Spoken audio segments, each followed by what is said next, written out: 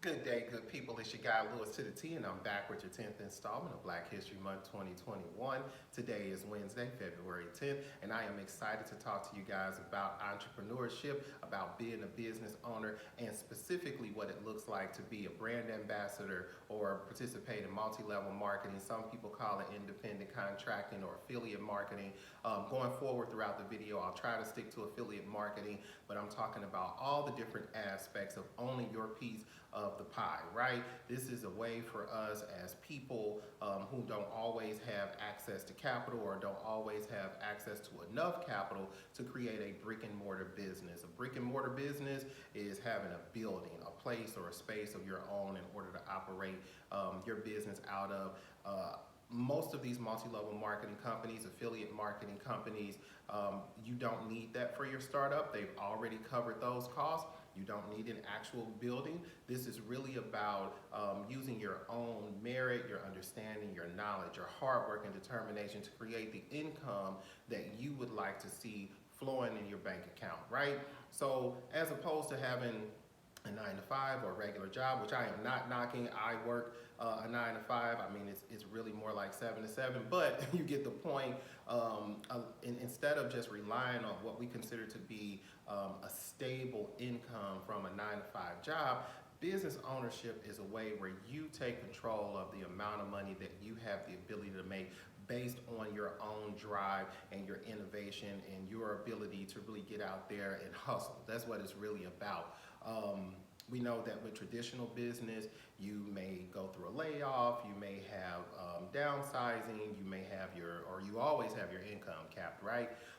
And we really consider those companies to be stable when really being in the job market is not as stable as it is traditional. It's what we're used to, it's what people look at and consider to be stable and consider to be the norm. But when you think outside the box, you get things outside the box, you get something different. In order to have something different, you have to do something different. So entrepreneurship is really where it's at, and we know that black dollars matter. I specifically wore this shirt today to emphasize that. I talk about supporting black banks, where you can only support black banks if you have the dollars to do so. We can use our income that comes from employment, but really owning your own business creates more income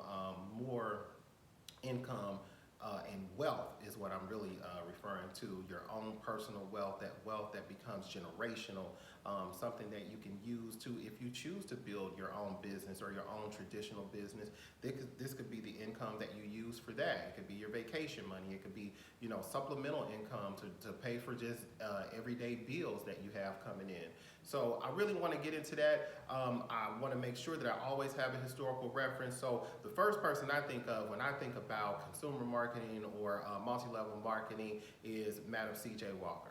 Madam C.J. Walker, who many of us are familiar with, would have been considered today's first black female millionaire.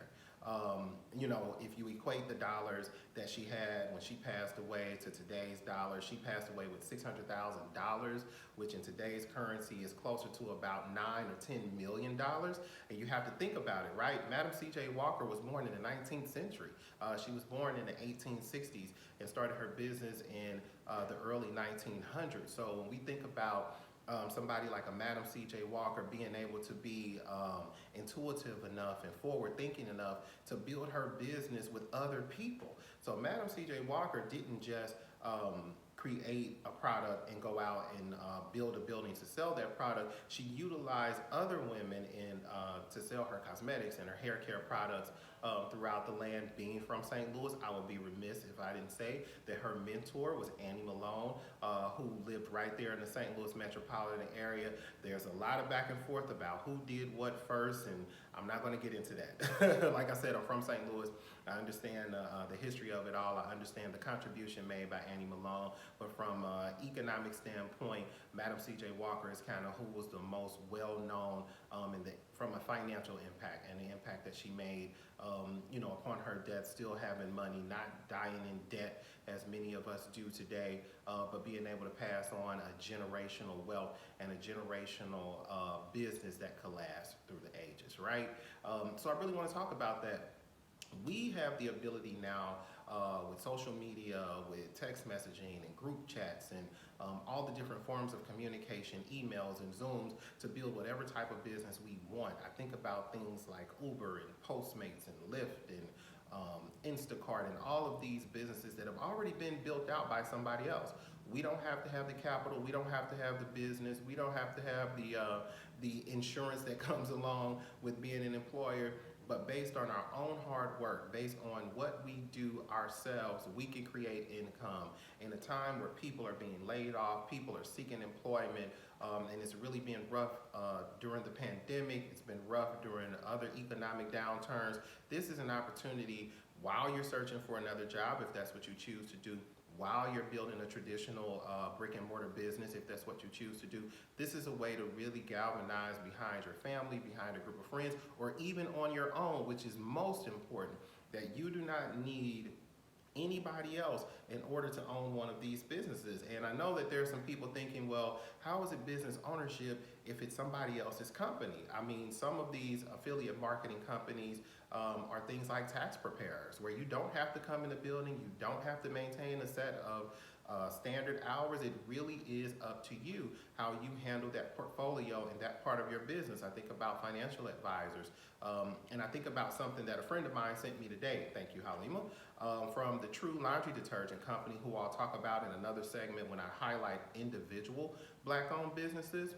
True Laundry Detergent has an affiliate program whereby you can create income by selling their product. You don't have to report into an office. You don't have to sit where they sit. It really is up to you. Word of mouth, sales, and marketing to create your own income. So I don't want to prolong the time any longer. I want to make sure I stop by and talk about black dollars today. I want to talk about business ownership. You have a lot of options out there. You can Google all this information, or I should say search, because it may not be Google, right?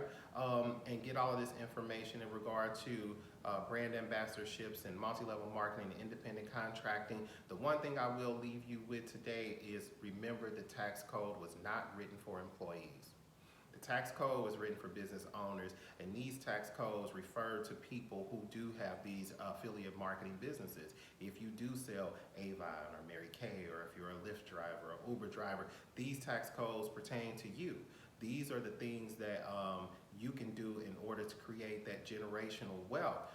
Paying most of your salary in taxes is not the way to be able to save your own money. It is not the way to be able to create generational wealth. Again, I'm not discouraging you from having a job. Please have an income.